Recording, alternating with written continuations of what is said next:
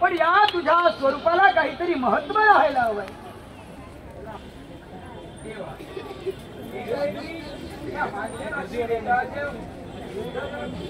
आणि असं असताना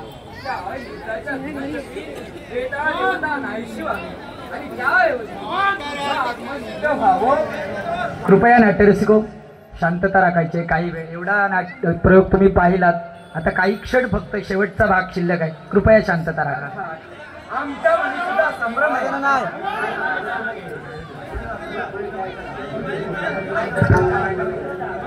देवा, आमच्या मनी सुद्धा संभ्रम आहे. नक्की वेताळ देवता म्हणजे कोण आणि तू म्हणजे कोण? हे राजन, त्रैलोक्य वंदनी, तुझ्या सैद अकेल भक्तांना प्रश्न निर्माण झाला. या मांत्रिकाशी केवळ युद्ध चालू असताना एकाएकी अदृश्य झाली वेताळ देवता. काळ रूपानं या विश्वाचा ठाई अवतीर्ण होणारी व्यक्ती कोण आहे? ही शक्ती कोण आहे? देतोय तुमच्या प्रश्नाचं उत्तर.